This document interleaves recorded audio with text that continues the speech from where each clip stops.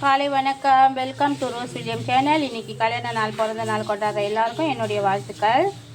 இன்றைக்கி நம்ம என்ன செய்ய போகிறோன்னா, என்ன சமையல்னா கருவாடு தொக்கு செய்ய போகிறேன். வாங்க பார்க்கலாம்.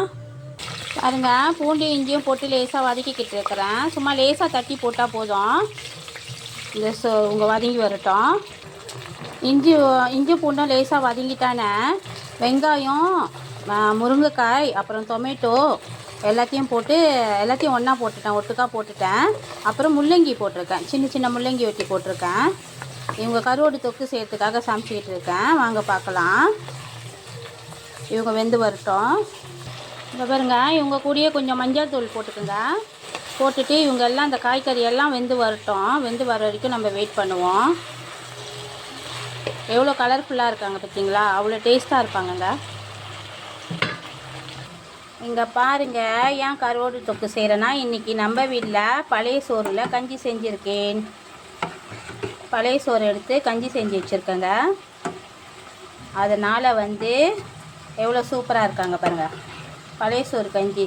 பழைய சோறில் தண்ணி ஊற்றி இப்போ தயிர் கொஞ்சம், உப்பு கொஞ்சம், மல்லி இலை கொஞ்சம், வெங்காயம் கொஞ்சம் போட்டு வச்சுருக்கேங்க. பாருங்கள், இவங்க நல்லா அந்தமாரி பாதியாக வெந்து வந்துட்டாங்க. பாதியாக நல்லா வெந்திருக்காங்கங்க. நல்லா தண்ணிலாம் வற்றி எண்ணெய்லாம் மேலே வந்துட்டாங்க பாதியாக. இப்போ இந்தமாரி டைமில் நம்ம என்ன செய்ய போகிறோன்னா, கொஞ்சமாக மிளகாய் தூள் போட போகிறோம். இது நான் பேக்கெட் மிளகாய் தூள் இன்றைக்கி பாய்க்கிறேங்க. அந்த மிளகாய் தூள் பாய்ச்சிக்கலாம். கொஞ்சமாக ஒரு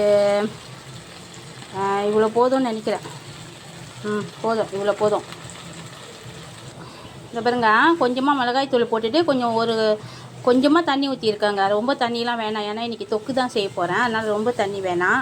இப்போ இவங்களை நல்லா கிளறி விட்டுப்போம். இந்த மிளகாய் தூள்லேயே வெந்து வரட்டும். அவங்க கொஞ்சமாக தாங்க, கணக்கு 1.5 கரண்டி மிளகாய் தூள் போட்டிருக்கேன். ஒரு கரண்டி இல்லைன்னா 1.5 கரண்டி அந்த மிளகாய் தூள் போட்டிருக்கேன். ரொம்ப நல்லா இருக்குங்க.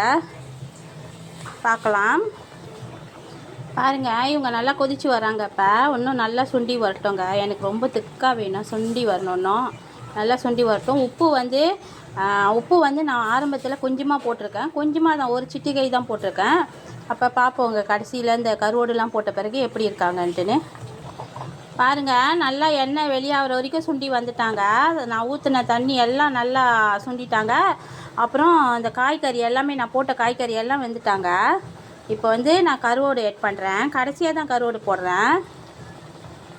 கருவாடு மஞ்சத்தூளும் சுடுதண்ணியும் போட்டு நல்லா கொதிக்க வச்சு வேக வச்சுட்டேங்க. இப்போ கடைசியாக தான் போடுறேன். இன்னும் கொஞ்சம் தண்ணியாக இருக்குல்ல, அந்த தண்ணியெல்லாம் சுண்டி வர்றதுக்கு. பாருங்கள், இவங்கள நல்லா பரப்பி விட்டுட்டேங்க. இப்போ பரப்பி விட்டுட்டு அடுப்பை மூலமாக வச்சுட்டேன், கொஞ்சம் ஸ்லோவாக வச்சுட்டேன். இப்போ நம்மளோட நார்மலான ஆயில் ஊற்ற போகிறேன். லைஃப் ஆயில் ஊற்ற போகிறேன். நீங்கள் இவங்களை சமைக்கும் போது கருவாடு கறி, மீன் கறிலாம் சமைச்சிங்கன்னா, நான் எப்பயுமே சொந்த மிளகாய் தூள் பாய்ப்பேன். இல்லைன்னா இந்த திருச்சி மிளகாய் தூள் பாய்ப்பேன். இந்த திருச்சி மிளகாய் தூள் பாய்ப்பேங்க. சூப்பராக இருக்குங்க இந்த கறி.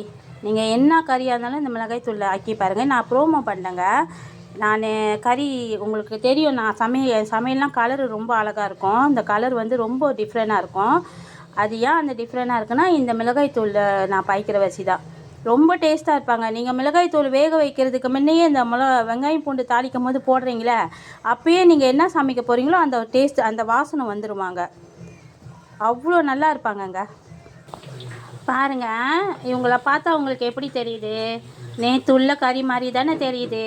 ஆனால் நேற்றுள்ள கறி இல்லைங்க, இன்றைக்குள்ள கருவாடு தொக்குங்க. இது கருவாடு தொக்கு நம்ம பழைய கஞ்சிக்கு செஞ்சுருக்கேன்.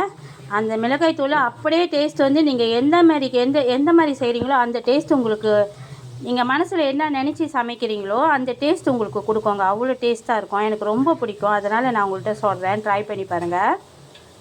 உண்மையிலேங்க செம்ம டேஸ்ட்டாக இருக்காங்க. நான் உப்பு ஆரம்பத்தில் ஒரு பிஞ்சு தான் அளவு போட்டேன். இப்போ கருவாடில் உள்ள உப்பு, இந்த முருங்கைக்காய், முள்ளங்கி, அப்புறம் தக்காளி, இவங்கெல்லாம் சேர்த்து செம்மையாக இருக்காங்கங்க. இன்றைக்கி ஒரு பிடிக்கலாம் வாங்க. இவங்க நல்லா வந்துட்டாங்க. இப்போ இவங்க மேலே லேசாக கொரிண்டர் போட்டுடலாம். கொரிண்டர் இலை, மல்லி இலை போட்டுக்கலாம்.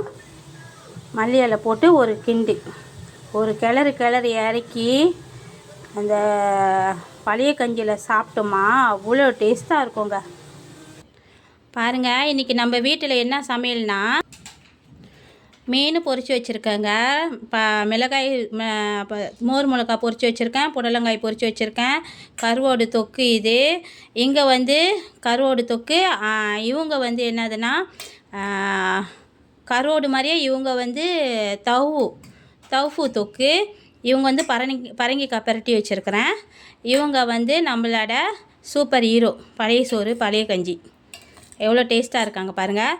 உங்களுக்கு இந்த வீடியோ பிடிச்சிருந்துச்சின்னா லைக் பண்ணுங்கள், ஷேர் பண்ணுங்கள், மறக்காமல் பெல் பட்டனையும் அமுத்திடுங்க ஃப்ரெண்ட். எல்லாருக்கும் ரொம்ப நன்றி. நம்ம சேனலை லைக் பண்ணுங்கள், ஷேர் பண்ணுங்கள். எல்லாருக்கும் ரொம்ப நன்றி. பாய்.